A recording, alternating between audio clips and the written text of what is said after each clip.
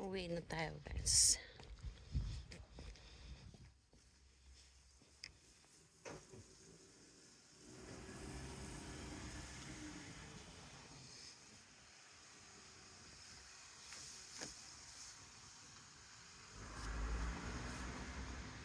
Kanina yung merong dineliver.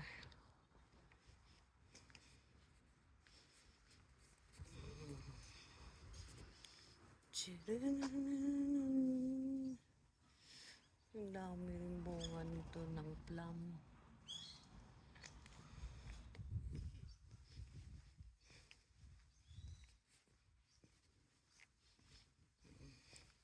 Naiinitan na ako sa suot ko, guys. Mainit na yata ngayon. Kanina makulimlim. Nung lumabas yung araw.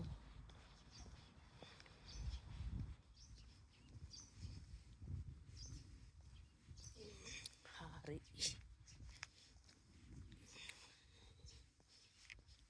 Charan. Guys, nakulubot na ba yung mukha ko, guys? Nakita ko yung kapitbahay namin dyan, yung sa harapan. Parang ka-age ko yata yung mukha kulubot na. Paano? Parang hindi tumatawa kasi. Yung anak niya, kasing edad, kaklase ng anak ko, ng elementary.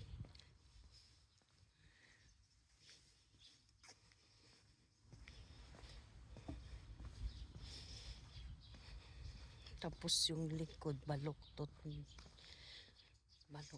na rin, guys. Yung likod ko, baluktot na ba?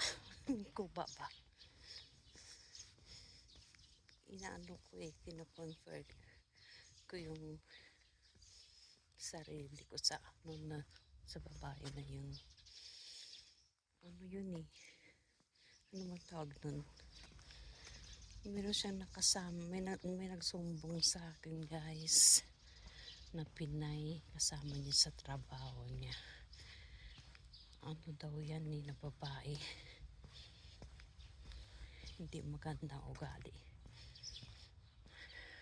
Bang tawag nung bully? Nilabanan nga siya. Nakatikim siya. Kaya siguro lahat ng mga Pinay kayang-kaya nila.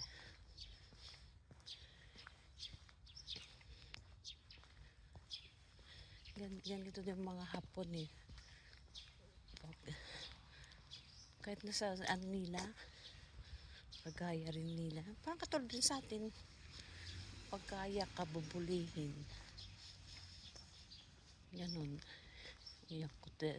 Subukan nila kung ano dito. Masigawan ko talaga sila.